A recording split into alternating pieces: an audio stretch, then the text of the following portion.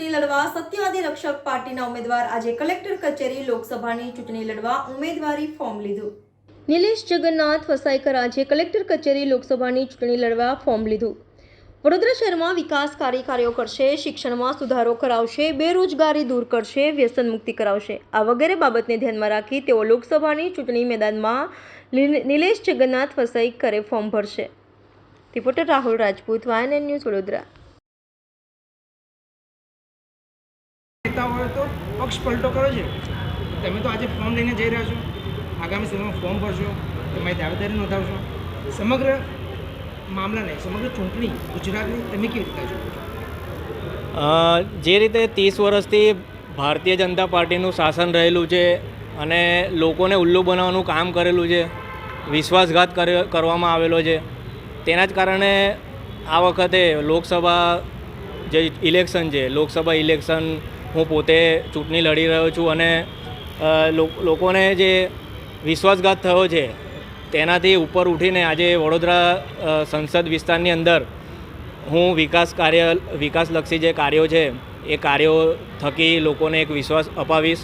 મારા સામાજિક કાર્યો થકી પણ લોકોને એક વિશ્વાસ અપાયો છે અને મારું એક ચૂંટણી ઉમેદવારી ભરતી વખતે એક સોગંદનામું પણ હું રજૂ કરવાનો છું, જેની અંદર જે મારો સાંસદનો જે પગાર છે એ પગાર બી મેં વિધવા બહેનો માટે પૂર્ણ આપી દઈશ.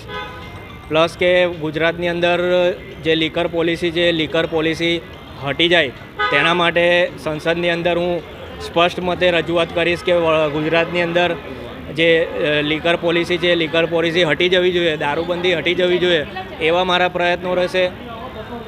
માતા બહેનોની જે સુરક્ષા જે છે એનો સવાલ ઊભો થાય છે. ક્યાંક ને ક્યાંક વડોદરા શહેરમાં ટ્રાફિકની સમસ્યા ક્યાંક ને ક્યાંક ઊભી થાય છે. વડોદરા શહેરની અંદર, શહેર જિલ્લાની અંદર ખેડૂતોના પ્રશ્નો છે, જે લારી ધારકોના પ્રશ્નો છે. પૂછવાનો હું આગ્રહ રાખું છું, કારણ કે અત્યારે સૌથી મોટી સમસ્યા જો વડોદરા શહેરમાં હોય તો તે છે પાણી. તમે કીધું તમે તમારો પગાર આપશો, મહિલાઓને આપશો.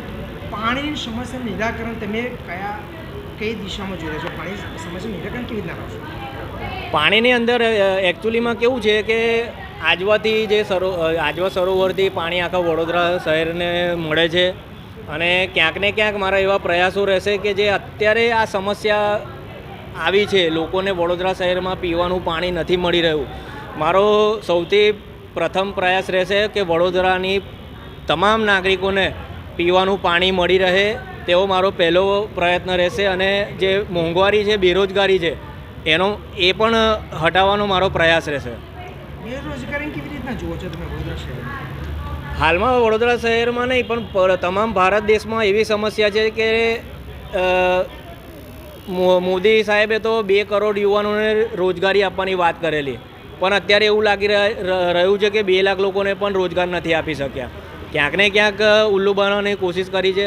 મારા વડોદરા શહેરની જનતાને અને યુવાનોને એક મેસેજ છે કે જો હું ચૂંટણી જીતીશ તો આ જે મોંઘવારી છે, બેરોજગારી છે, યુવાનોને, મારા વડોદરા શહેર જિલ્લાના યુવાનોને હું 100% રોજગારી આપવાનો પ્રયત્ન કરીશ. આપનું નામ, આપણો પરિચય ખાસ જણાવો. નિલેશ વસાઈકર, હું સત્યવાદી રક્ષક પાર્ટીનો એક ઉમેદવાર છું. Subscribe now and press the bell icon. Never miss an update.